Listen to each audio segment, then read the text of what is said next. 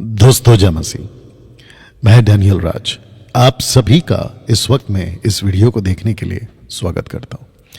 दोस्तों सच बताऊं कि इस वक्त में रात का वक्त है। मैं अपने मसीह मंथन बैठक ऑफिस में जहां पे हम शूट करते हैं वहां था इस वक्त, और मैंने सोचा इस विषय पे जो आपके बिल्कुल ठीक स्क्रीन के ऊपर अभी दिख रहा है यानी दशमांश, इसके ऊपर बात करूं। खास करके एक वचन जो मलाकी 3:10 पर बहुत ज्यादा गड़बड़ी independent pastors, Pentecostal pastors, charismatic pastors या मिनिस्टर्स या सेवा करने वाले मेगा चर्च के बड़े बड़े सेवक इस विषय को लेकर बेचारे भोले भाले लोगों को जो चर्च आते हैं, मसीह को प्यार कर कर यानी प्रभु यीशु को प्यार कर कर आते हैं, उन लोगों को गलत तरीके से लूटने का काम किया जा रहा है। दोस्तों मैं डैनियल राज मसीह मंथन बैठक के प्लेटफॉर्म से आप लोगों के लिए इस वक्त ये वीडियो बना रहा हूं। हालांकि आप जानते हैं कि मैंने इसके ऊपर खूब वीडियो बनाई है। मैंने सोचा बड़े इत्मीनान से आप लोगों के लिए यूट्यूब, फेसबुक पर यह वीडियो एक नए तरीके से, अलग तरीके से एक और आप लोगों के लिए उपलब्ध हो। दोस्तों मैं चाहता हूं कि आप जब स्क्रीन के ऊपर देखेंगे कुछ बातों को मैं रखता चला जाऊंगा। मैं आपको कम से कम इस वीडियो में नहीं दिखूंगा, मात्र आपको जो है टीवी पर यानी कि स्क्रीन के ऊपर आपको जो है दृश्य यानी कि विजुअल्स दिखाई जाएंगी। वचन रखूंगा और उसको आप लोग बड़े इत्मीनान से आपको जब भी टाइम मिले जरूर देखिएगा। देखने के बाद अगर आपको लगे कि दशमांश ये मात्र सिर्फ पैसे का मसला नहीं है, यानी कि पैसे की बात नहीं है, ये एक कॉन्सेप्ट है, और ये जो कॉन्सेप्ट है दशमांश, ताइत और ताइदिंग, ये आता है लॉ से, मूसा की व्यवस्था से, मोजेस लॉ। इसीलिए अगर हम किसी भी तरीके से व्यवस्था के 613 कानून में से एक भी अगर करते हैं तो 613 कानून पूरा करने के बराबर है, और जिसके चलते मसीह से अलग, अनुग्रह से गिर जाने की बात वचन हमें कहता है, जिसको मैं भी थोड़ी देर में रखूंगा। तो दोस्तों देखते रहें, सीखते रहें, और अगर आपको लगे कि आप इसके पार्ट हो चुके थे और जिसके चलते मसीह से अलग हो गए थे, तो तुरंत दशमांश देना बंद करें। पैसा अलग है, दशमांश का कॉन्सेप्ट अलग है। डैनियल भाई आपकी इस वीडियो के माध्यम से कहीं आप ये तो नहीं कहना चाह रहे हैं कि हमने चर्च में पास्टर को, सेवक को पैसे बिल्कुल नहीं देना है?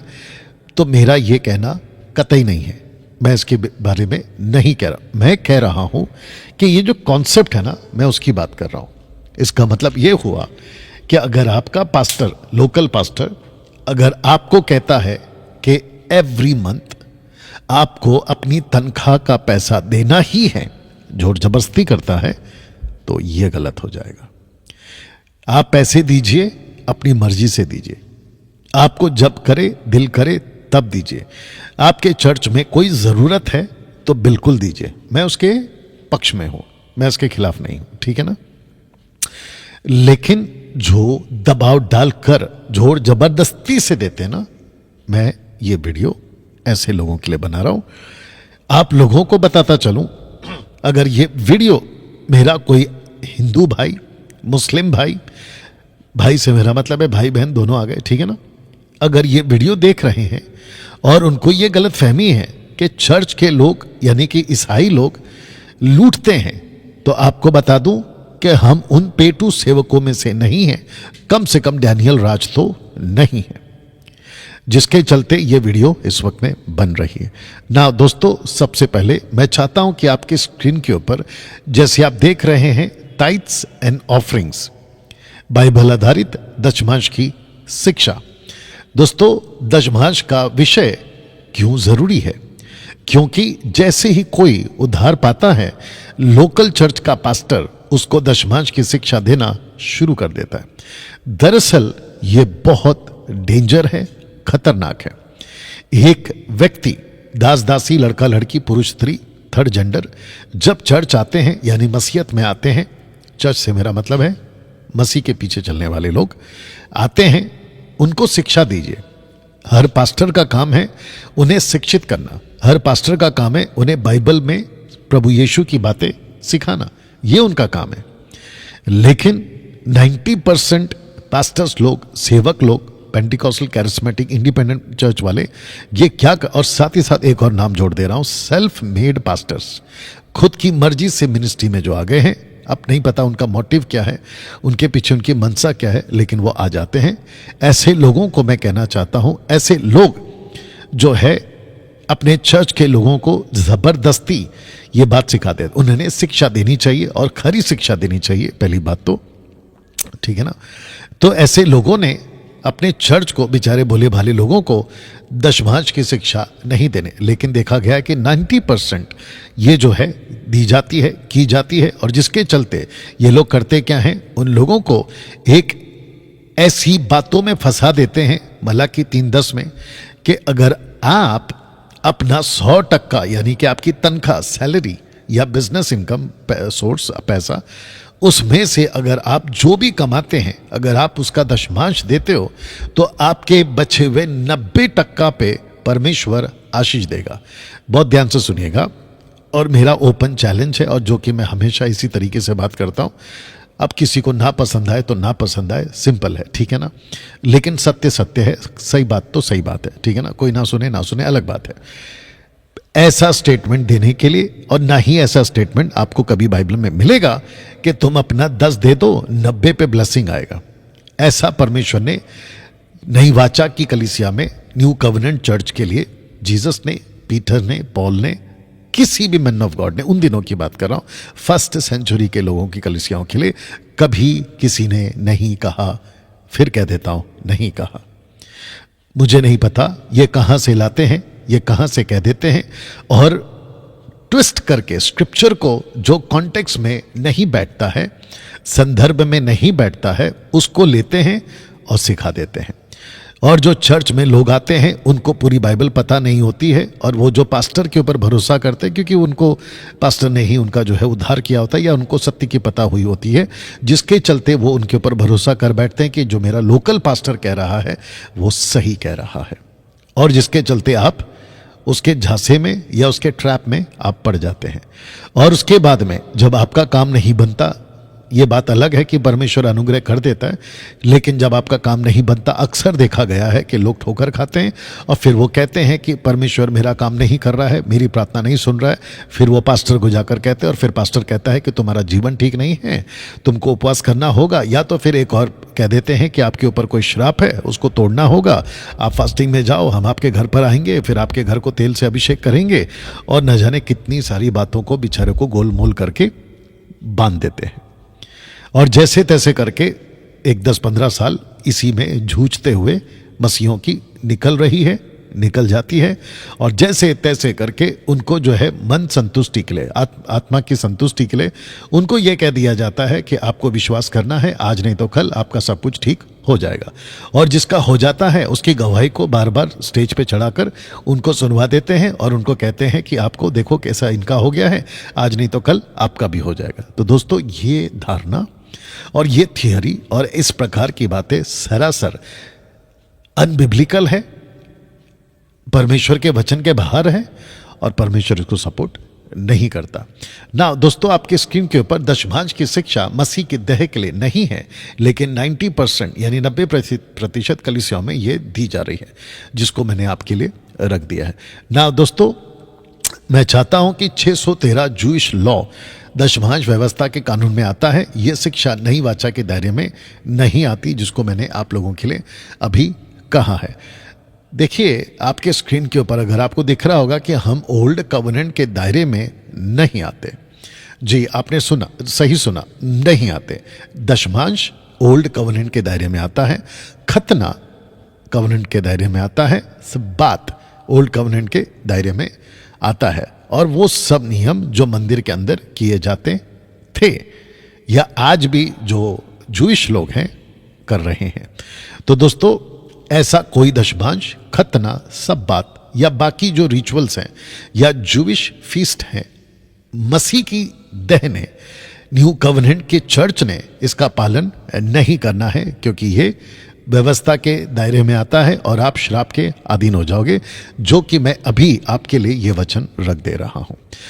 गलेशियंस चैप्टर 5 वर्स 1 यानी गलातियों की पुस्तक 5वां अध्याय वचन 1 लिखा है कि मसीह ने स्वतंत्रता के लिए हमें स्वतंत्र किया है। ये जो शब्द है ना, हमें, इसमें दो ग्रुप्स आएंगे।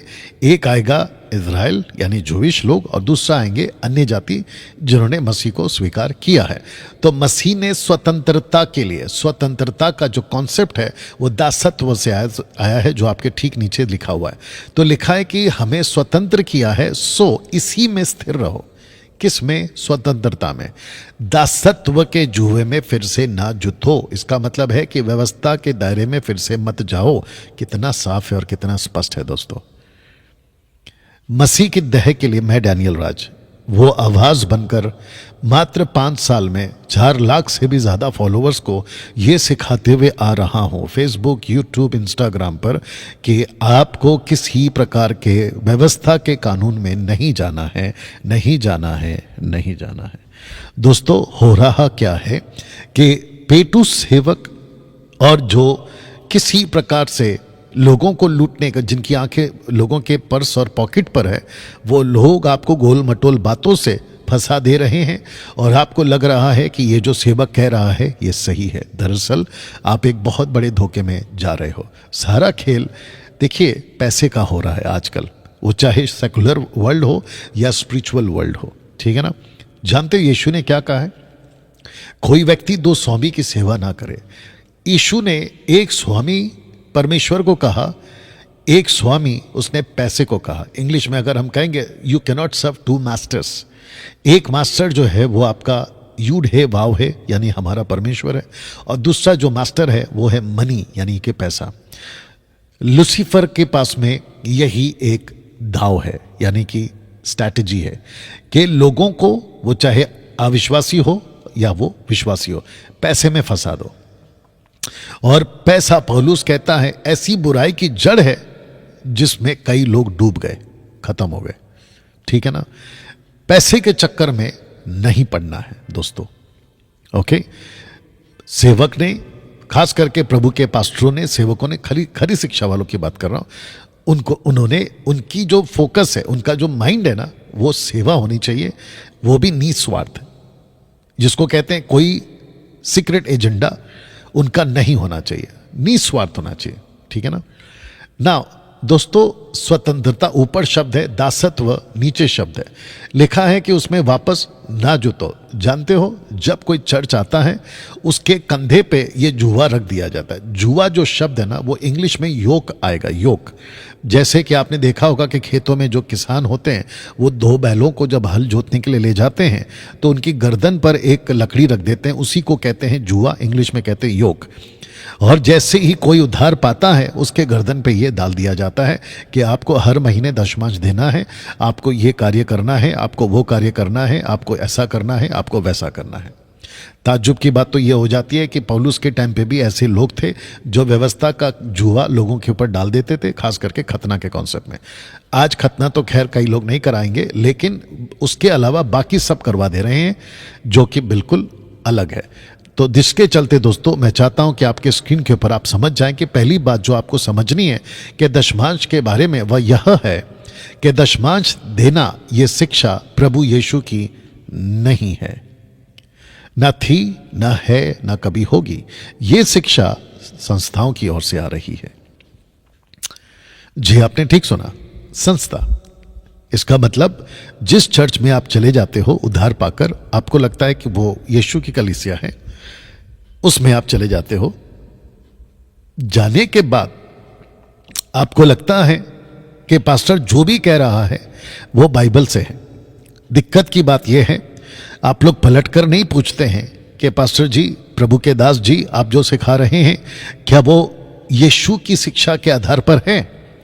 नहीं पूछते, जिसके चलते देते जा रहे हैं, और वो आपके दिमाग में एक ऐसा थॉट बन चुका है कि आप उसके ऊपर कभी क्वेश्चन करते ही नहीं हैं और आंख बंद करके आप उसके ऊपर चलते रहते हैं और वो कंक्रीट बन जाता है एक दिन। फिर जब हम जैसे यूट्यूबर्स को, यानी कि मुझ जैसों को आप जब यूट्यूब पे सुनते हैं तो आपको लगता है कि हम गलत हैं। चलिए कोई नहीं, देर सवेर आपकी आंख खुलेगी तो आप लोग सत्य को जानोगे, जैसे कई लोग जान पा रहे हैं और उनकी आंख खुली हैं और उनके लाखों रुपए हमने जो है अभी तक बचा लिए हैं। तो दोस्तों, ये शिक्षा संस्थाओं की है ना। दूसरी बात जो आपको समझनी है दशमांश के बारे में, वह यह है, आपके पैसे से आपके परमेश्वर का कोई लेना देना नहीं है। वो चाहे आपकी तनख्वाह का पैसा हो या आपके कारोबार का पैसा हो, परमेश्वर को आपका पैसा नहीं चाहिए। याद रखिए, पैसे आपके हैं, परिवार आपका है, बिजनेस आपका है, नौकरी आपकी है, और आपका जो भी आपका जो प्रॉपर्टी है ना, वो सारा कुछ आपका है। परमेश्वर आपके प्रॉपर्टी और आपके पैसे और आपके जो भी आपका है, उसके ऊपर परमेश्वर की आंख ना कभी थी ना कभी होगी, क्योंकि परमेश्वर इस तरीके की बात कभी ना किया था ना करेगा, बाइबल में कहीं पे भी नहीं है। लेकिन जिस चर्च में आप जाते हैं वहां का जो लोकल पास्टर अगर पेटू निकलेगा, यानी कि पैसे का भूखा होगा, तो उसकी आंख आपकी प्रॉपर्टी पे, आपके तनख्वाह पे, आपके कारोबार पे जरूर आ जाएगा, और वो आपको गोल मटोल करके ऐसे आपको फंसा देगा कि आपको लगेगा कि ये प्रभु का वचन है। मेरा ये वीडियो बनाने का मकसद एक ही है और मैं हमेशा यही करता रहूंगा, आप लोगों को धोखेबाजों से, पेटू सेवकों से, और ये जो भेड़िए हैं ना, मसीह की देह में घुस गए हैं, पास्टर का चोला पहनकर, प्रभु के दास का चोला पहनकर, हाथ में बाइबल पकड़कर और जबान पे यीशु का नाम लेकर आप लोगों को इनसे बचाने का मेरा ये मकसद से मेरा वीडियो बन रहा है। दोस्तों याद रखिए, ना तो लालच में कभी पैसा परमेश्वर के दास को या परमेश्वर को देना है, ना दबाव से देना है, यानी कि डर के देना है। आपको कभी नहीं देना है, क्योंकि ना तो परमेश्वर डराता है और ना लालच देता है। क्योंकि पूरे बाइबल में एक भी जगह पर नहीं लिखा है कि अपनी कमाई का दशमांश दो, बिल्कुल नहीं लिखा है। कमाई का दशमांश परमेश्वर ने कभी मांगा ही नहीं था, कभी भी नहीं मांगा। जो मांगा है और क्या मांगा है मैं अभी थोड़ी देर में रख रहा हूं ना। दोस्तों, पैसे देने से ना तो आशीष आती है ना श्राप।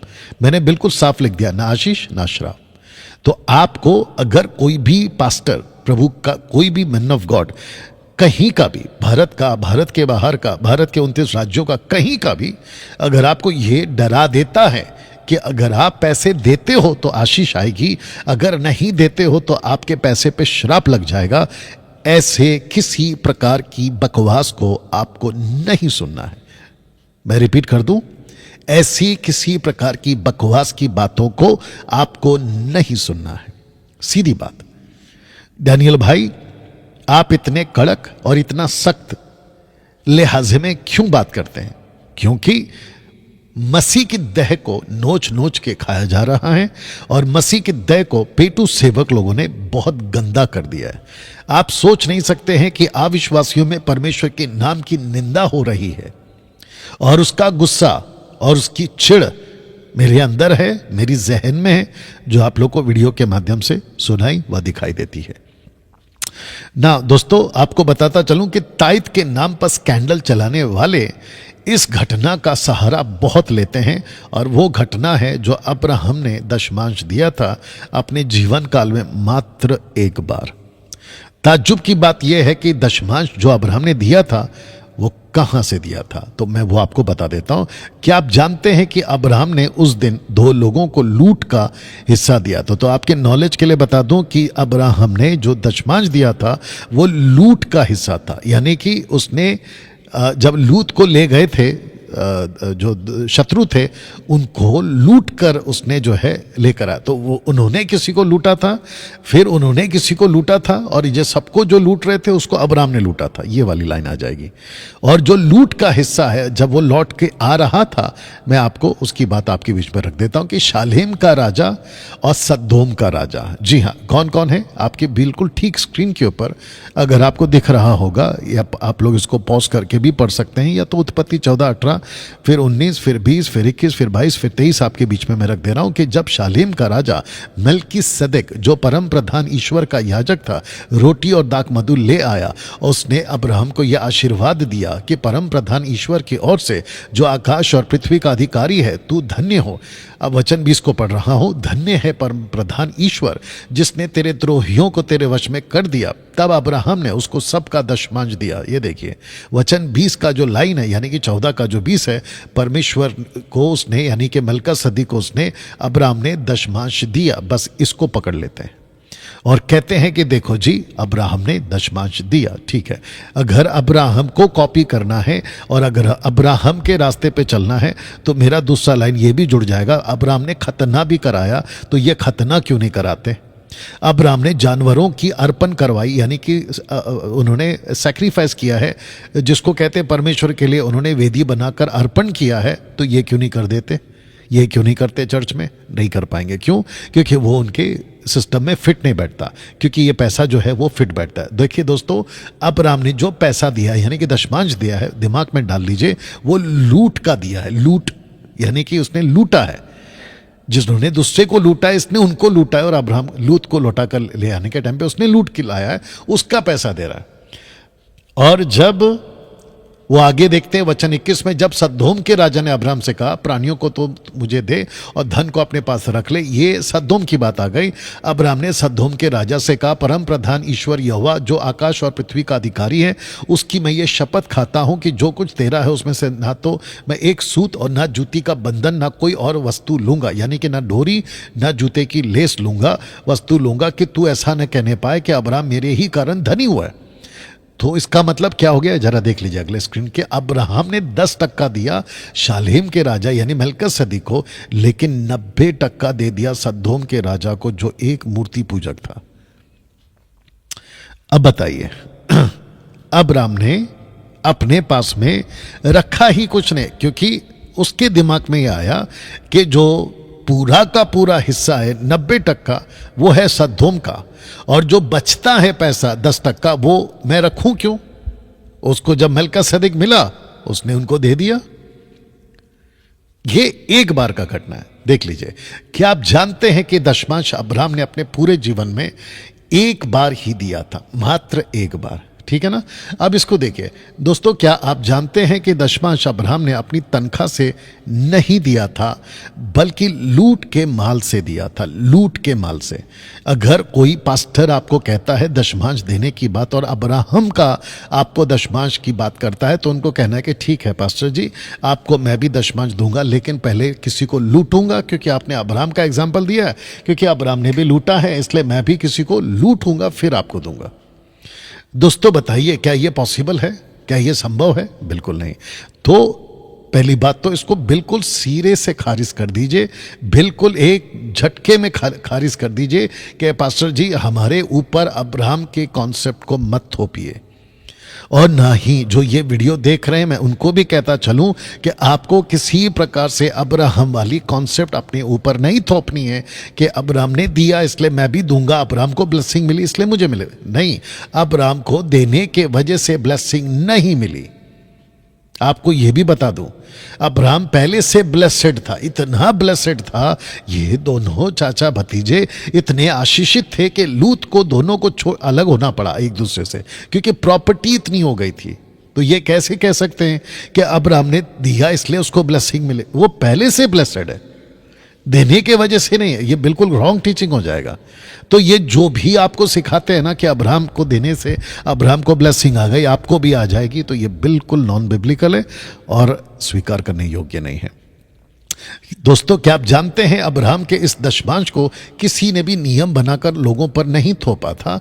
यहां तक कि मूसा के 10 कमांडमेंट्स में, यानी कि 10 आज्ञाओं में भी यह नियम नहीं है। अगर दशमांश, बहुत ध्यान से सुनिएगा मेरे भाई बहनों, अगर दशमांश इतना ज्यादा जरूरी होता जितना कि हर रविवार को और हर महीने के 1 तारीख को पास्टर लोग पुलपिट पे खड़े होकर इतना बम्बार्ड करते हैं कि दशमांश देना ही होगा, देना ही होगा, देना ही होगा, अगर ये इतना जरूरी था तो मेरा फिर प्रश्न उठता है कि परमेश्वर ने 10 आज्ञाओं में ये कमांडमेंट डाला क्यों नहीं? आपको नहीं मिलेगा ये 10 कमांडमेंट्स में 10 टाइट कॉन्सेप्ट। तब आपको पता चला कि कैसे आपको धोखा दिया जाता है। अब बात करते हैं उस वचन की जहां से ये लूट मची है, तो वो है मलाकी 3:10 में। लेकिन दोस्तों, उसके पहले मैं चाहता हूं कि आपको कुछ जरूरी बातें बता दूं, और वो जरूरी बातें क्या है आपके बीच में रखता हूं। Titus law according to old covenant, आपको बताता चलूं, बहुत ध्यान से सुनिएगा। इजरायलियों ने दशमांश जब कभी भी दिया था तो वो भोजन वस्तु ही होता था। जी हाँ, उसका प्रूफ क्या है? ये रहा आपके स्क्रीन के ऊपर, लेविटिक्स चैप्टर 17 वर्स 30 एंड 32, लेवी व्यवस्था 27 का 30 और से 32 तक में। फिर भूमि की उपज का सारा दशमांश, चाहे वो भूमि की उपज, माफ करना, भूमि की बीज हो, चाहे वृक्ष का फल, वह यहोवा ही का है, वह यहोवा के लिए पवित्र ठहरे। अब इसको सुनिएगा, गाय, बैल, भेड़, बकरियां, निदान जो पशु गिनने के लिए लाठी के तले निकल जाए, मतलब एक लेवल का जो एज होता होगा जिसको सेक्रीफाइस के लिए भी गिना जाए या फिर काटने के लिए भी गिना जाए या फिर उनको देने के लिए, तो एक माप रखने के लिए लाठी का जिक्र किया होगा, संभवतः यही होगा। अगर आगे कल को मुझे कुछ इसका प्रकाशन मिलता है तो वो भी बता दूंगा, ठीक है ना। जाने वाले उनका दशमांश अर्थात 10-10 पीछे एक पशु यहोवा के लिए पवित्र ठहरे। बस यही लाने को बोला था अकॉर्डिंग टू कवनेंट। तो दोस्तों, इस आयत में कहीं पे भी आपको पैसा का जिक्र नहीं मिलेगा। बताइए, पैसा का जिक्र नहीं मिलेगा। इजरायलियों को दशमांश देना होता था, लेवियों को अकॉर्डिंग टू ओटीएल मतलब ओल्ड टेस्टमेंट लॉ, लेवियों को देना होता था याजकों को अकॉर्डिंग टू ओटीएल। कहां से पता चलेगा? निर्गमन, माफ करना, गिनती की पुस्तक, उसका 18 अध्याय वचन 26 से 28, the book of numbers 18 to 26 to 18 का 26 to 28 लिखा है कि तू लेवियों से कहा कि जब जब तुम इजरायलियों के हाथ से वह दशमांश लो जिसे यहोवा तुमको तुम्हारा नीच भाग करके उनसे दिलाता है, तब तब उसमें से यहोवा के लिए एक उठाई हुई भेंट करके दशमांश का दशमांश देना। दशमांश का दशमांश देना। तुम्हारी उठाई हुई भेंट तुम्हारे हित के लिए ऐसी गिनी जाएगी जैसे खलिहान में का अन्न व रस कुंड का में का दाखरस गिना जाता है। इस रीति तुम भी अपने सब दशमांशों में से देख लीजिएगा जो इजरायलियों की ओर से पाओगे, यहोवा को एक उठाई हुई भेंट करके देना। यहोवा की ये उठाई हुई भेंट हारून याजक को दिया करना। इसका मतलब ये हुआ कि ये उठाई हुई भेंट है। मैं आपको बताता चलूं कि पंजाब में कुछ पास्टर्स लोग हैं, बड़े बड़े चर्च के पास्टर्स लोग हैं, जो उठाई हुई भेंट को बहुत खूब इस्तेमाल करते हैं। कहते हैं उठाई हुई भेंट, आशीष वाली भेंट, या फिर यह भी कह देते हैं परमेश्वर के लिए विशेष बीज के रूप में आपको पैसा देना है। दोस्तों, इस प्रकार की बातें, इस प्रकार की थियोरी, इस प्रकार की धारणाएं बाइबल संबंधित नहीं है। आप धोखा खाते जा रहे हैं, आपको धोखा दिया जा रहा है, आप फंसते जा रहे हैं और आप लोगों का पैसा उनके पॉकेट में जा रहा है। आप ये भी कह सकते हो कि डैनियल भाई पैसा हमारा है, आप कौन होते बोलने वाले, हमको जो चाहे वो हम करते रहेंगे। आप करिए ना, मैंने कब मना किया? आपका पैसा, आपको जो करना है करेंगे। मेरा वीडियो उन लोगों के लिए है जो बेचारे इस बात को जानते नहीं हैं और वो जानना चाहते हैं कि दरअसल में है क्या। ये तो वैसा हो गया ना कि अगर शहर की रखवाली अगर कोतवाल को करने के लिए रखा गया है, लेकिन अगर कोतवाल खुद ही चोर बन जाए तो फिर शहर को कौन बचाएगा? फिर तो बाहर से ही आना पड़ेगा ना। जी हाँ, तो मेरा और मुझ जैसों का ये जो वीडियो बनता है, हम वो लोग हैं जो शहर को रखा गया था ना कोतवाल बनाकर कि रक्षा करो, वो बन गए हैं उल्टा चोर। तो हम जैसों को आना पड़ता है, राइट। तो जिसके चलते मैं चाहता हूं आपको मैं बताता चलूं कि इजरायलियों का दशमांश, लेवियों का दशमांशों का दशमांश, बस ये सिर्फ दो कॉन्सेप्ट है। ओके, ना यहां चर्च है ना यहां अन्य जाति है। एक होता है दशमांश और एक होता है दशमांशों का दशमांश। इजरायली देते थे लेवियों को और लेवी देते थे याजकों को। दोस्तों, पूरी बाइबल में यही कॉन्सेप्ट है, मलाकी की पुस्तक तक, ठीक है ना। एक होता था लेवियों के लिए दशमांश और एक होता था याजकों के लिए दशमांश। लेवियों के नगर इजरायलियों के बीच में ही होता था। इसकी मालूमात आपको करा देता हूं इस वचन के हिसाब से। गिनती की पुस्तक उसका 18 अध्याय वचन 23, परंतु लेवी मिलाप वाले तंबू की सेवा किया करें, उनके अधर्म का भार वे ही उठाया करेंगे, यह तुम्हारी पीढ़ियों में सदा की विधि ठहरे। और इजरायलियों के बीच उनका कोई भाग यानी कि नीज भाग नहीं होगा। दैट मीन्स उनकी ओन प्रॉपर्टी नहीं होगी। वचन 24, क्योंकि इजरायली जो दशमांश यहोवा को उठाई हुई भेंट करके देंगे उसे वे लेवियों के नीज भाग करके देता हूं, इसलिए मैंने उनके विषय में कहा है कि इजरायलियों के बीच कोई भाग उनको ना मिले। इसका मतलब 12 गोत्रों में से मात्र 11 गोत्र को ही उनकी प्रॉपर्टी मिलेगी, यानी कि जब वो कनान जाएंगे तो उनको दिया जाएगा। लेकिन लेवियों का जो 12वां गोत्र है उनको किसी प्रकार का कोई भी प्रॉपर्टी ना दिया जाए। नाउ दोस्तों, नंबर्स चैप्टर 35 1-3। फिर यहोवा ने मोआब के अराबा में यरीको के पास की यरदन नदी के तट पर मूसा से कहा, इजरायलियों को आज्ञा दे कि तुम अपने अपने निज भाग की भूमि में से लेवियों को रहने के लिए नगर देना, नगरों के चारों ओर की चराइयाँ भी उनको देना।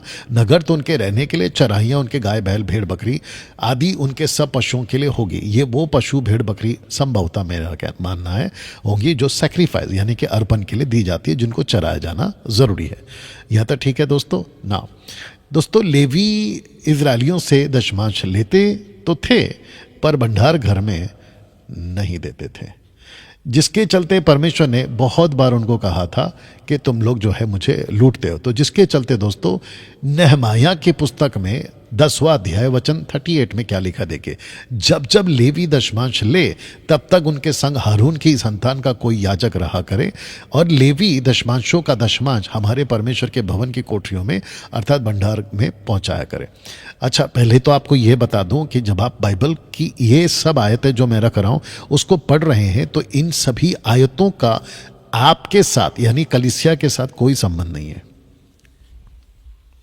दूसरी चीज, ये जितनी भी आयतें मैं रख रहा हूं ये सारी की सारी आयतें, सारी के सारे वचन, ये इसकी जो समय रूपी जो आदेश था वो मिट चुका है यानी समाप्त हो चुका है। मेरी भाषा में ये सारे के सारे स्क्रिप्चर आउटडेटेड या स्क्रिप्चर जिसको आप देख रहे हो ये एक्सपायर कर गया है। दूसरे शब्दों में इसका अभी कोई संबंध आपसे नहीं है और ना ही इजरायलियों से। ये कॉन्सेप्ट जा चुका है, ये वक्त के लिए दिया गया था, वक्त खत्म हो चुका है, मसीहा आ चुका है, पर्दा फट चुका है, नई वाचा आ चुकी है। अब नई वाचा के दायरे में ये सारी चीजें नहीं आती हैं, ठीक है ना। ना दोस्तों, अब बात करते हैं मलाकी 3:10 की, और जिसके चलते मलाकी चैप्टर 3 वर्स 10 में आइए देखते हैं हो क्या रहा है। पहला वचन को पढ़ते हैं फिर आप लोगों से बात करते हैं। सारे दशमांश भंडार में ले आओ। ब्रैकेट में मैंने आपके लिए समझाने के लिए लिखा है कि किसको कहा है, लेवियों को बोला है। ये वो दशमांश नहीं है जो इजरायलियों को कहा गया था देने के लिए, बल्कि यहां पे वो दशमांश है जो लेवियों को कहा गया था भंडार घर में पहुंचाने के लिए। पास्टर्स लोग, पेटू सेवक लोग, दशमांश के भूखे सेवक लोग जो अपनी झोली भरकर काम करने वाले लोग हैं, वो आप लोगों को ये बात नहीं बताते हैं।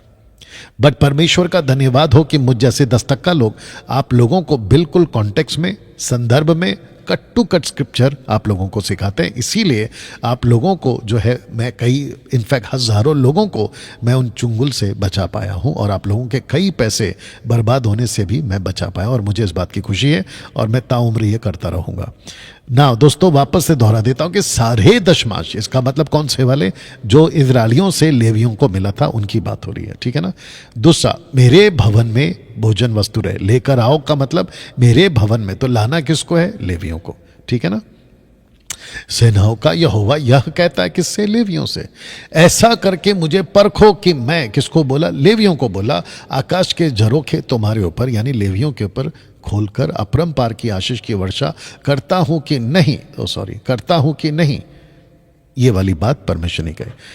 ताज्जुब की बात यह है कि मैं जब कभी वीडियोस को देखता हूं, यूट्यूब पे, फेसबुक पे छोटी छोटी वीडियो आ जाती हैं और खास करके कुछ हिंदी प्रचारक लोग भी आ जाते हैं, वो इस लाइन का खूब सहारा लेकर लोगों को इतना लालच में डाल देते या लालची बना देते हैं कि देखो परमेश्वर ने कहा है कि वो अपरंपार की आशीष की वर्षा करता है कि नहीं करता है, और ऊपर से ये जो शब्द है ना परखो वाला कॉन्सेप्ट, ऐसा करके मुझे परखो, तो ये लाइन भी जोड़ देते हैं कि परमेश्वर ने कभी नहीं कहा कि मुझे परखो, क्योंकि परखना पाप है, गलत है, लेकिन परमेश्वर खुद कह रहा है परखने के बारे में, और वो है दशमांश के बारे में।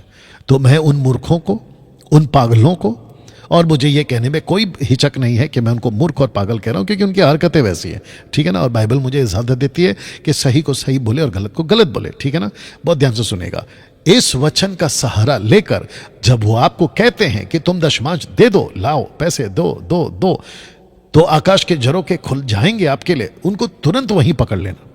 उनको कहना कि लीजिए पास्टर जी, मेरा ये रहा 10,000, 5,000, 2,000, जो भी आपकी तनख्वाह का दशमांश होगा। और उनको कहना कि अपरंपार की आशीष की वर्षा करवा के दिखा दीजिए। चलिए लगे हाथ मैं भी आ जाता हूं इसी लाइन में। मेरा ये वीडियो, और मैं जानता हूं कि वो लोग देख रहे होंगे या देखकर अभी बैठकर सोच भी रहे होंगे, तो डैनियल राज का सीधा चैलेंज उन सेवकों को, उन पेटू सेवकों को, उन क्या कहते हैं बेचारे जो भोले भाले आते हैं, उनकी थैली पे जिनकी नजर है, उन सेवकों से कहना चाहता हूं कि दशमांश को ले लो और अपने अपने चर्च के ऊपर अपरंपार की वर्षा करा के दिखा दो। उनको साइकिल से मोटरसाइकिल से मारुति गाड़ी से, फिर पता नहीं झोपड़े से बंगले में पहुंचवा दो, और उनकी पूरी की पूरी बकायदा एक जर्नी की वीडियो बना के मेरे हाथ में दे दो। मैं तुम्हारे को इनाम दे दूंगा, तुम जो बोलोगे। यू अंडरस्टैंड दोस्तों, ये टोटल उल्लू बनाने का काम है। इस वचन को सहारा लेकर आप लोगों को जो धोखे में डाल देते हैं ना, पहली बात तो दिमाग में डाल दो, मैंने जितने ब्रैकेट में डाले ना पॉइंट्स, वो आपके लिए तो पहली बात है ही नहीं, दूसरा इजरायलियों के लिए भी नहीं है। अब आप सोच के देखिए, जब इजरायलियों के लिए नहीं है, आपका तो मसला ही खत्म कर दिया मैंने, यानी कि आप तो लिस्ट में हो ही नहीं। ये लेवियों को बोला गया था, लेवियों के लिए कहा गया था। अपरंपार की आशीष की बात लेवियों को की गई है। अब आप समझ रहे हैं कितना बड़ा धोखा है ये इस बात में। तो सारे दशमांश का मतलब जो लेवियों को मिला है उनको पहुंचाना है भंडार घर में। और देखिए ना, ये लोग आपको कितना उल्लू बनाते हैं। कहते हैं कि परमेश्वर के भवन में लेकर आओ, यहां पे लिखा ना भंडार में ले आओ, मेरे भवन में। मतलब मेरे भवन मतलब उस वक्त का जो भवन था, जो परमेश्वर ने मूसा को बनाने को कहा गया था, जिसको इंग्लिश में स्टोर रूम भी कहा जाता है, वो वहां की बात कर रहा है। लेकिन ये आप लोगों को ऐसा तोल मोल के, बातों को घुमा फिरा के, मैनिपुलेट करके, टेढ़ी मेढ़ी बातें सिखाकर आपको कहते हैं कि मेरे भवन। और आप लोग क्या हो जाते हैं, क्योंकि हम भारत के लोग ज्यादातर 90% लोग भावुक लोग हैं, इमोशनल लोग हैं, ठीक है ना। हम हो जाते हैं भावुक, बहनें हो जाती हैं भावुक, और जो बेचारे जो फैमिलीज आते हैं जिनको प्रभु से प्यार होता है, क्योंकि उनका अभी अभी मन परिवर्तन हुआ है, तो वो वैसे ही भावुक हैं, तो वो भावुक हो जाते हैं। और आपको लगता है कि परमेश्वर का घर खाली कैसे रखूं, इसलिए मेरे पैसे से अगर परमेश्वर का घर बन रहा है तो इसमें बुरी क्या। और पता है कहां से आपके लिए उदाहरण ढूंढ के लेके आते हैं। एलीशा के वक्त की कहानी का एग्जाम्पल, विधवा के तेल को दे देने का, फिर रोटी बना के दे देने का, पता नहीं कहां से ये लोग उदाहरण लेकर आते हैं, और आपको ऐसे गोल गोल गोल गोल घुमाकर आपको जो है पैसे आपके पॉकेट से निकलवा लेते हैं। मैं इसको यह भी कहूंगा, बाहर बाबा कम थे जो अभी चर्चों में ये झोला बाज या झोले छाप बाबा घूम रहे। बताइए, मसीहत को इतना गंदा कर दिया है ना, चर्च को इतना गंदा कर दिया ना। मैं कहता हूं कि अगर आज यीशु होते ना, जैसे शास्त्री फरीसियों को भवन में जाकर कोड़े का, रस्सी का कोड़ बनाकर उनको भगाए थे ना, ऐसे मैं समझता हूं 90% चर्च खाली हो जाएगा अगर आज यीशु नीचे आ गए। समझ रहे हो दोस्तों, मैं आपसे कहना चाहता हूं, इस धोखे से प्लीज बाहर निकलिए। डैनियल भाई, अगर हम चर्च को पैसे नहीं देंगे तो चर्च कैसे चलेगा? अरे मैंने कब मना किया कि चर्च को पैसे मत दो? आप लोग मेरी बात को क्यों नहीं समझते? मैं कह रहा हूं दशमांश के कॉन्सेप्ट से बाहर निकलो। आप 10 पे क्यों अटक गए? नौकरी कर रहे हो क्या? ड्यूटी कर रहे हो क्या?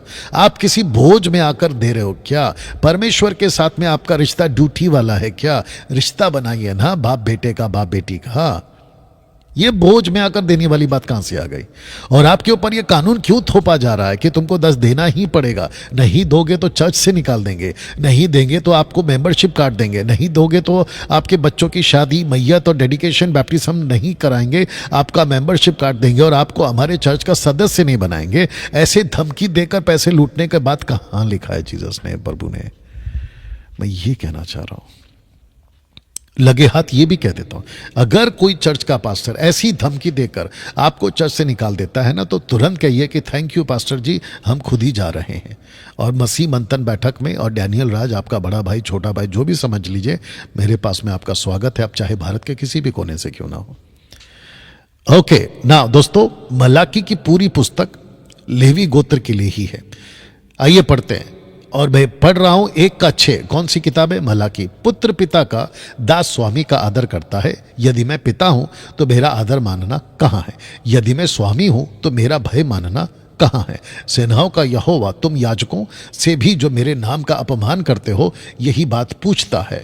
देखिए कितनी सटीक बात लिखी है। इसमें इज़राइल नहीं है, ये लेवी हैं। और देख लीजिए आ गया याजकों। आप नहीं हो, पहली बात तो इज़राइल तो है ही नहीं, तो आपकी गिनती खत्म कर दी मैंने। तो फिर कैसे ये लोग आपको धोखा देते हैं? नीचे का पाठ पढ़ लेते हैं। परंतु तुम पूछते हो हमने किस बात में तेरे नाम का अपमान किया? तुम मेरी वेदी पर अशुद्ध भोजन चढ़ाते हो। कौन लोग चढ़ाते? याजक लोग चढ़ाते हैं। बताइए। वचन 2, तुम इसे ना सुनो और मन लगाकर, यदि तुम इसे ना सुनो, मन लगाकर मेरे नाम का आदर ना करो, तो सेनाओं का यहोवा यूं कहता है, मैं तुम ब्रैकेट में याजक को कह रहा है को श्राप दूंगा। लेकिन ये लोग क्या कहते हैं? आप लोगों को, आपको श्राप दे रहा है। बताइए कितना बड़ा धोखा है। और जो वस्तुएं मेरी आशीष से तुम्हें मिली हैं उन पर मेरा शाप पड़ेगा। किसको कह रहा है? याजकों को कह रहा है। वरना तुम जो मन नहीं लगाते हो, इस कारण मेरा शाप उन पर पड़ चुका है। किसको कह रहा है? याजकों को कह रहा है। देखिए दोस्तों, ना तो इज़राइल इसके अंदर है जो बेचारे ईमानदारी से अपना पैसा दे रहे हैं, ना आप इसमें हो जो आप चर्च की यानी नई वाचा के दायरे में आते हो। आप तो इसमें हो ही नहीं। तो फिर कैसे ये आप लोगों को उल्लू बनाते हैं? You understand? मलाकी की पुस्तक में हो क्या रहा है दोस्तों? पहली बात, ठीक है ना? यहोवा श्राप क्यों दे रहा है? क्योंकि आपने अभी पढ़ा, ये देखिए आपने अभी पढ़ा, श्राप आ गया, ठीक है ना? तो मलाकी की पुस्तक में पहली बात हो क्या रहा है? और यहोवा यूड है वाव है श्राप क्यों दे रहा है? ये दशमांशों का श्राप है दोस्तों, ना कि दशमांश का। मैं रिपीट कर देता हूं, ये दशमांश का श्राप नहीं है, दशमांशों का श्राप है। दशमांशों का श्राप यानी कि दशमांशों को कहां मिला? किसको मिला? लेवियों को मिला। किससे मिला? इजरायलियों से मिला, ठीक है ना? तो सबसे पहले आपको समझना होगा कि क्यों श्राप दिया गया। दोस्तों क्या आप तैयार हैं? मैं कम से कम 40 मिनट से भी ज़्यादा आप लोगों से बात कर रहा हूं। आशा करता हूं कि आप अभी तक आपके दिमाग में मैंने पिक्चर क्लियर कर दी होगी। अगर कोई पहली बार मेरी वीडियो को देख रहा होगा दशमांश के बारे में, आपको बिल्कुल पिक्चर क्लियर हो गया होगा कि दशमांश दरअसल ओल्ड टेस्टमेंट में, न्यू टेस्टमेंट में परमेश्वर ने कभी आप लोगों के लिए यानी मसीह की दया के लिए, बॉडी ऑफ क्राइस्ट के लिए, दुल्हन के लिए कभी दिया ही नहीं था। ये पिक्चर तो क्लियर हो गया होगा। तो गिनती 18:20 में क्या लिखा है कि फिर यहोवा ने हारून से कहा, श्राप क्यों है वो बताने जा रहा हूं। यहोवा ने हारून से कहा, इज़राइलियों के देश में तेरा कोई भाग ना होगा और ना उनके बीच तेरा कोई अंश होगा। सुनिए, उनके बीच तेरा भाग और तेरा अंश, शब्द को पढ़ना, मैं ही हूं, परमेश्वर खुद है। अब आप बताइए, अगर हारून जो बेचारा ईमानदारी से काम कर रहा है, उसके पास में जो लाएंगे वो याजक लाएंगे, याजकों के पास में लेवी लाएंगे, लेवियों के पास में इजरायली लाएंगे, और परमेश्वर कहता है कि मुझे गुस्सा इस बात का आ रहा है कि हारून के टेबल पे खाना नहीं है। और खाना इसलिए नहीं है क्योंकि याजकों को लाना था, वो नहीं ला रहे। लेवियों ने देना था याजकों को, लेवी नहीं ला रहे। लेकिन इजरायली बराबर अपना काम कर रहे, लेवियों को ला के दे रहे हैं, और लेवी लोग याजक को नहीं दे रहे हैं, और वो वहां चोरी कर रहे, याजक यहां चोरी कर रहे, और हारून का टेबल खाली पड़ा हुआ है। इसलिए परमेश्वर को गुस्सा है, इसीलिए श्राप की बात मलाकी में हो रही है। दोस्तों, श्राप की बात को लेकर अगर कोई भी पास्टर आपको डराकर ये कहता है कि देखो अगर नहीं दिया तो श्राप लिखा है, उनको पलट कर पूछिएगा कि पास्टर जी सबसे पहले ये बता दीजिए आपने कभी बाइबल को पढ़ा है, नंबर 1, कभी बाइबल कॉलेज भी जाकर आए हो, नंबर 2, नंबर 3 आप वचन को ठीक से इंटरप्रेट नहीं कर रहे हो। उल्टा उनको कह दीजिएगा। जानते हो दोस्तों क्यों? देखिए, एक होता है कि गलत हो रहा है, ये तो गलत हो ही रहा है, जो कर रहा है उसको तो पनिश करना ही चाहिए, लेकिन जो गलत को देख रहा है वो तो उससे ज्यादा गुनहगार है ना। आप कैसे चुप हैं? आप कैसे बर्दाश्त कर रहे हैं गलत को? तो आपको बोलना पड़ेगा, ठीक है ना। दोस्तों, मैं चाहता हूं कि मलाकी 3:8 को मैं आपके लिए पढ़ दूं। क्या मनुष्य परमेश्वर को धोखा दे सकता है? देखिए, यहां पे जो शब्द है ना मनुष्य, इसके ऊपर भी आपको लूटा जाता है या आपको फंसाया जाता है। ये अभी कॉन्टेक्स्ट में जो मैं पूरा पढ़ते आ रहा था, आप यहां नहीं हो। ये मनुष्य कौन है? या तो ये लेवी है या तो ये याजक है, आप हो ही नहीं, ठीक है ना। क्या मनुष्य परमेश्वर को धोखा दे सकता है? Question mark. देखो, तुम ब्रैकेट में याजक को बोल रहा है मुझको धोखा देते हो, तो भी पूछते हो किसको? याजक को पूछ रहा है कि हमने किस बात में तुझे लूटा है? दशमांश और उठाने की भेंट में। यहां दो बातें, एक है दशमांश, कौन सा दशमांश? जो लेवियों को मिलता है इस्राएलियों से। उठाने की भेंट कौन सी है? याजकों के लिए। ये यहां पर ये आ गया, तुम पर भारी शाप पड़ा है क्योंकि तुम मुझे लूटते हो, वरना सारी जाति ऐसा करती है। देखिए, यहां पे एक चीज बता देता हूं, तुम मुझे लूटते हो, इसको भी डरा देते हैं। बेचारे जो चर्च में आते हैं ना आजकल, उनको कहते देखा तुम लूट रहे हो, तुम अपना घर बना रहे हो, तुम अपना घर खरीद रहे हो, गाड़ी खरीद रहे हो, दागीना खरीद रहे हो, कपड़े खरीद रहे हो, महंगे महंगे कपड़े खरीद रहे हो, फिर तुम लोग अपना अच्छे जीवन जीते हो, लेकिन देखो चर्च के पंखे टूटे हैं, देखो चर्च की कुर्सियां टूटी है, देखो साउंड सिस्टम खराब हो गया, देखो ये हो गया, पास्टर के पास देखो कुछ नहीं है। ऐसे करके जो आपको इमोशनली ब्लैकमेल करने का जो काम करते हैं ना, इसी लाइन से कि तुम मुझे लूटते हो, ओहो, आपको ऐसी चोट पहुंचा देते हैं, फिर आपको लगता है कि यार ये तो बिल्कुल सही है, हम तो गलत काम कर रहे हैं। तो वापस कहता हूं कि ये लाइन आपके लिए नहीं है। अगर आपका चर्च का कुर्सी टूटा हुआ है, मैं कहता हूं कि आप दे दीजिए कुर्सी, अगर आपकी ताकत है देने की। साउंड सिस्टम ठीक नहीं है, पास्टर को बोलिए मैं ला दूंगा। आप पास्टर को देना चाहते, ब्लेस करना चाहते कपड़ों से, प्लीज कर दीजिए। मैं उसके खिलाफ कभी भी नहीं था, मेरा वीडियो कभी भी नहीं है। ऐसे बातों को मैंने कभी बनाया ही नहीं कि पास्टर को देना ही नहीं चाहिए, ये मैंने कभी नहीं बोला है। मेरा फर्ज, मेरा वीडियो, मेरी बातें उन पेटू सेवकों के लिए है जो इन वचनों को रखकर आपको लूटने का काम करते हैं। नाउ लास्ट लाइन को पढ़ लेता, वरन सारी जाति ऐसा करती है। तो आपको पता होगा कि एक बहल बुद्धि था, उसका नाम क्या था? लॉरेंस। उसने कहा था कि सारी जाति का मतलब होता है कि पूरा इज़राइल ऐसा कर रहा है। तो दोस्तों, उसको तो खैर मैंने तब जवाब दे दिया था। लिखा है, with a curse you are cursed, for me you have robbed, for me you have robbed. अब जरा नीचे पढ़िए, नेशंस दिस होल, इसका मतलब यहां पे सिंगुलर है, प्लूरल नहीं है, सिंगुलर है। और जिसको लिखा है ना कि जाति, तो ये नेशन है। कौन सा नेशन है? नेशन में एक, जिसको आप इज़राइल बोलोगे, लेकिन अगर आप इज़राइल भी कह रहे हो तो जिसमें लिखा दिस होल, कौन सा? ऊपर देख लीजिए, याजक की बात हो रही है। यहां पे आपको यह नहीं कहा गया है कि पूरा का पूरा इज़राइल या पूरा का पूरा इज़राइली लोग गलत काम करते हैं। यहां पे जो 12 गोत्र में से, आपको यह भी पता होगा कि 12 गोत्र बाद में 2 राज्यों में या 2 किंगडम में डिवाइड हो गए, फिर उसको क्या कहोगे आप? You understand? तो ये उस कॉन्सेप्ट में आएगा। लेकिन कुछ बुद्धिजीव लोग अलग तरीके से आपको कहते हैं कि पूरा इज़राइल। अब यह ज्यादा मुद्दा नहीं है, बट मैंने आपके लिए प्रूफ के लिए रख दिया कि यहां पे बात किसकी हो रही है, ठीक है ना। बहुत ध्यान से सुनिएगा। 3 तरह का दशमांश होता था ओल्ड टेस्टमेंट में। एक है Levites tithe according to this scripture, दूसरा है feast tithes according to this scripture, और तीसरा है poor tithes according to this scripture. और ये 3 तरह के टाइथ्स जो है निकाले जाते थे इजरायलियों की तरफ से, इजरायली ही देते थे। लेवाइट्स टाइथ, फीस्ट टाइथ्स, पुअर टाइथ्स, ये इजरायली देते थे। आप यहां नहीं हो, कलीसिया यहां पे नहीं है। दशमांश देने का अधिकार सिर्फ 2 तरह के लोगों को ही था, एक है इजरायलियों को और दूसरा है लेवियों को। That's it. इसमें कलीसिया का शब्द नहीं है। तब जाकर दोस्तों मलाकी 3:10 की शिक्षा यीशु की कलीसिया के लिए नहीं है, नहीं है नहीं है, इसलिए इसको जबरदस्ती नहीं थोपना है। अब इसको समझिए क्या है, मैं आपको बता देता हूं कि यहोवा का दशमांश कभी भी पैसा नहीं था, बल्कि भोजन वस्तु था। जैसे आप स्क्रिप्चर में यानी कि फोटो में आप देख रहे हैं, पैसा कभी नहीं था। तो फिर प्रश्न उठता है, क्या पुराने नियम में पैसा नहीं था? बिल्कुल था। उत्पत्ति की पुस्तक में 22 बार पैसों का जिक्र हुआ है। दशमांश का नियम बनने से पहले 44 बार पैसों का जिक्र हुआ है।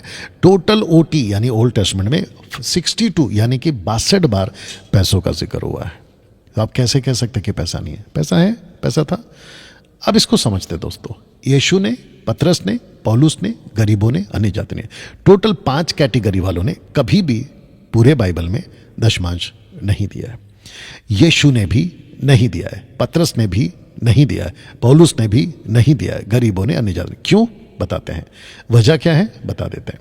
क्योंकि यीशु कारपेंटर का बेटा है, तो लकड़ी लाने के लिए कभी नहीं कहा, तो वो लकड़ी का दशमांश क्यों देगा?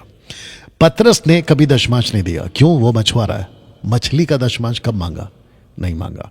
पौलुस टेंट मेकर है यानी तंबू बनाने वाला, तो उसने दशमांश कभी नहीं दिया, क्यों? क्योंकि परमेश्वर ने तंबू ला कर दो कभी नहीं कहा। विधवाओं का यानी माफ करना, गरीबों का ऑफरिंग का तो सवाल ही खत्म हो गया, क्योंकि उनके पास वैसे ही नहीं है और उससे क्यों लेंगे कोई।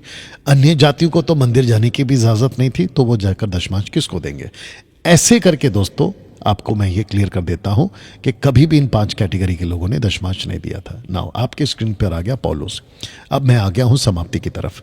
पौलुस ने कभी भी टाइट्स की टीचिंग नहीं दी थी, बल्कि पौलुस के बारे में यह कहा गया था, प्रेरितों की किताब 21-21 में, उनको तेरे विषय में सिखाया गया है कि तू यानी पौलुस अन्य जातियों में रहने वाले यहूदियों को मूसा से फिर जाने को सिखाता है। मतलब चेंज हो जाओ, बदल जाओ, मत जाओ, ऐसा वाला शिक्षा। और कहता है कि ना अपने बच्चों का खतना कराओ और ना रीतियों पर चलो। इसका मतलब ना तो खतना कराना है, ना 613 कानून को फॉलो करना है। ऐसे पौलुस के बारे में खबर फैली थी।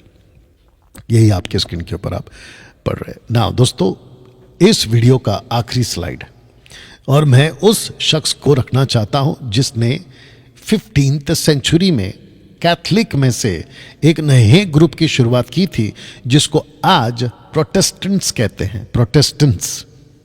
प्रोटेस्टेंट्स में से इंडिपेंडेंट चर्च बाहर निकले हैं, और जितने भी डिनोमिनेशंस हैं, पेंटिकॉस्टल, बैप्टिस्ट, लूथरन, ब्रदरन, आप जो बोल लो, ठीक है ना, इंडिपेंडेंट्स, कैरिस्मेटिक, सब प्रोटेस्टेंट्स में से बाहर निकले। इसको बोल सकते हैं कि ये सब वो डालियां हैं जो प्रोटेस्टेंट के पेड़ ने लगाई थी, और वो शख्स का नाम है मार्टिन लूथर। दोस्तों, Martin Luther rejected Titus teaching.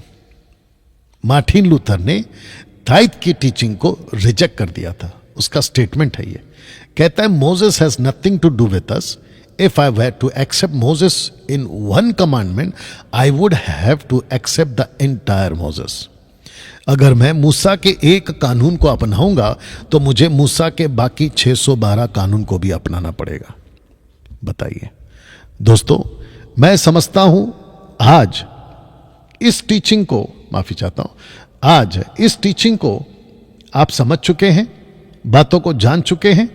मैं उस थंबनेल के साथ, जिस थंबनेल में आपने जो है आज का ये वीडियो ओपन किया था, मैं वहीं पे लाके आपको जो है ये वीडियो को समाप्त करना चाहूंगा। दोस्तों, मेरी बड़ी दिली तमन्ना इस वक्त में आप लोगों के लिए है कि आप लोग दशमांश के बारे में सबसे पहला सीखिए। मसीह की दया में मार्केट में बहुत लोग ऐसे बैठे हैं जो आपको तोड़ मरोड़ के बात करके, यहां तक कि मेरी वीडियो को भी गलत बता देंगे कि डैनियल राज को मत सुनो, वो गलत सिखाता है। क्यों? क्योंकि उनका मोटिव है आपसे पैसे लेना। ऐसे पास्टरों को, ऐसे बाइबल टीचरों को और ऐसे यूट्यूबर्स को मेरा ओपन चैलेंज है कि मेरी वीडियो पर अभी जो मैंने प्रचार किया है, अपने लोगों को यह बताकर सिखा देना कि डैनियल राज कहां गलत है। मेरा ओपन चैलेंज है। दूसरी बात, ये वीडियो में समाप्त करते करते ये लाइन भी बोल देता हूं, और वो ये है कि मुझे कई लोग कहते फेसबुक, यूट्यूब, इसको देखने के बाद में भी डालते रहेंगे, वो लोग अपनी उल्टियां करते रहेंगे कमेंट्स बॉक्स में, कुछ नहीं कर सकते उनको, ठीक है ना। अगर लगता है ना कि मैं गलत प्रचार कर दिया या मैंने अभी कहीं गलत स्टेटमेंट दे दिया, मुझे कमेंट्स में कुछ बोलने के बजाय अगर आप लोगों को इतना ही हिम्मत है या इतनी आपके अंदर गट्स है कि डैनियल भाई हम आपसे बात करेंगे, इस विषय पे बात करेंगे, तो अपना नंबर दे दिया करो। ऐसी कुछ भी भोंक के मत जाया करो, नंबर दे दिया करो कि भाई ये मेरा नंबर है, हमको आपसे बात करना है इस मुद्दे पर। मैं आपको सच कहता हूं, मैं आपको खुद कॉल करूंगा। ओके, चलिए, जो अच्छे लोग हैं, जो समझदार लोग हैं, रिसीविंग हार्ट वाले जिसको कहते हैं ना, मन से स्वीकार करने वाले, इस शिक्षा को हासिल करें और अपने आप को गलत शिक्षाओं से बचाएं। चलिए दोस्तों, अपना ख्याल रखें, प्रभु आपको आशीष दे। God bless.